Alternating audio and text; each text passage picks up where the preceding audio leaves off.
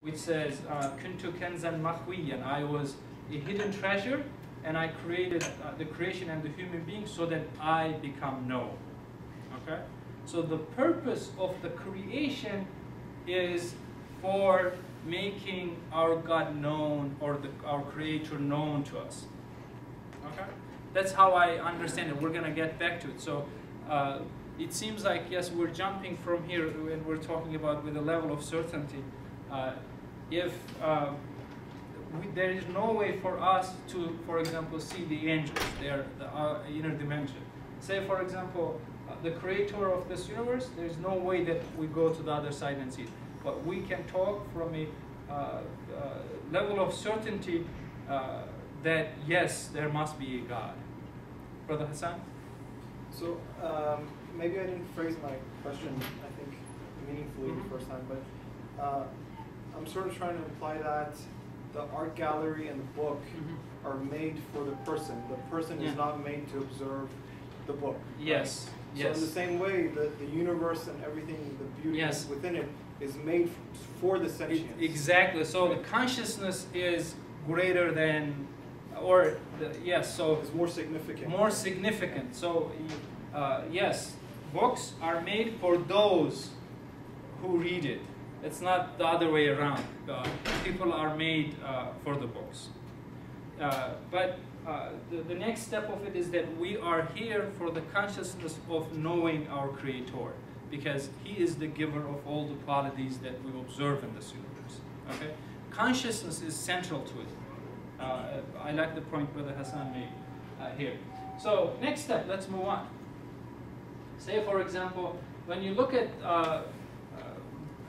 the way things work in this universe. So we started with this idea that everything looks to consciousness.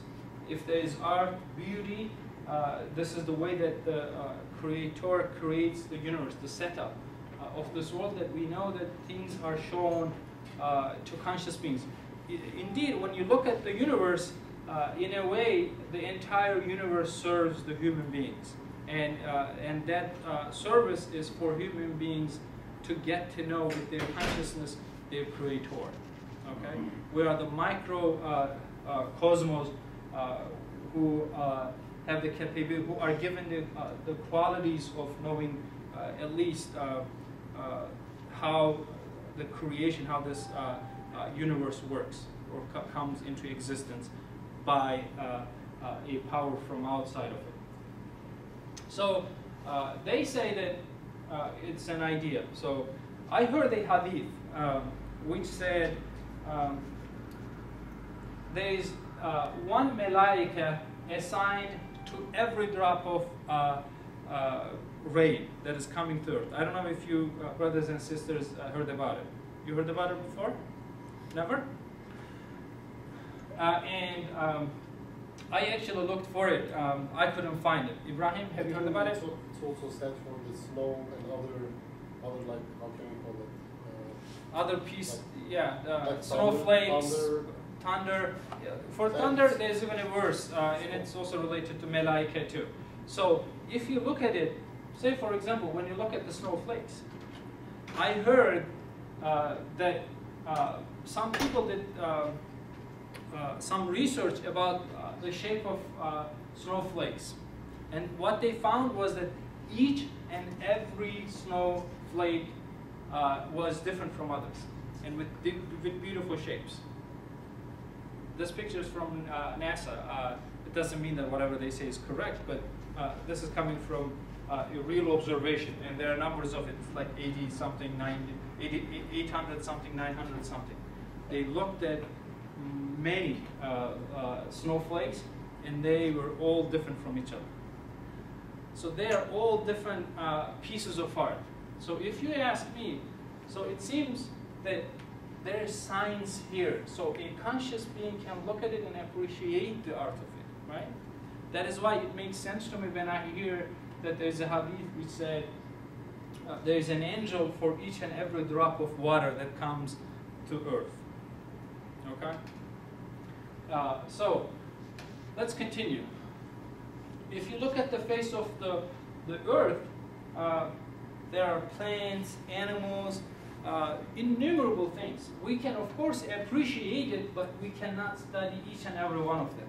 And each and every piece of creation in this universe are beautiful and unique. And in my understanding, they need to be observed by some conscious beings. As Brother Hassan pointed out, the purpose here is that when you look at the face of the universe, we see that it is looking to consciousness. So that means conscious beings can observe it, understand the reality of it. The physical side is not the most important side. Of course, through the universe we get to know our Creator, but the meaning side of it is what makes it important. So for example, sciences, when they look at it, they're just looking at the scientific quote-unquote side of it, the physical aspect of things and how they work. Meaning side of it, they're not interested in. But there are beautiful, beautiful things happening in this universe. Say, for example, the fact that someone took the picture of this tree, that means it's worthy of observation. And sometimes, say, for example, Eiffel Tower, there are different people taking pictures from different dimensions, because from a different dimension, it looks differently. It shows us a different aspect of the art, right? So if for each and every leaf, for each and every fruit, in my understanding, there must be someone who's observing it.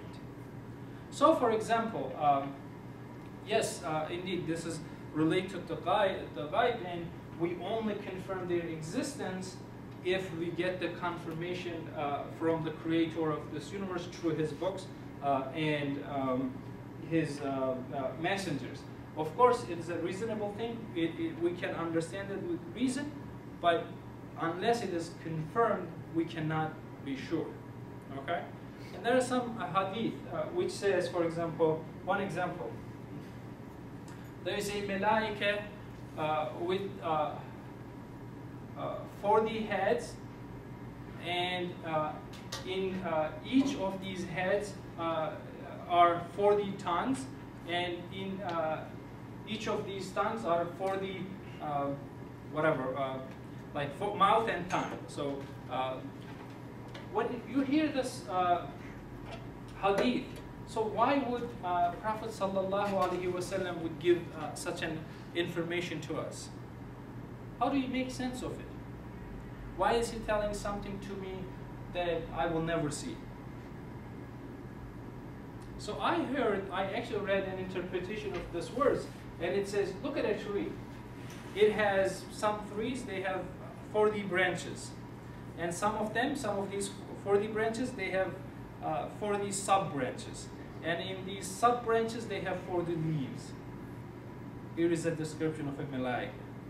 I don't know if it makes sense. Still doesn't make sense?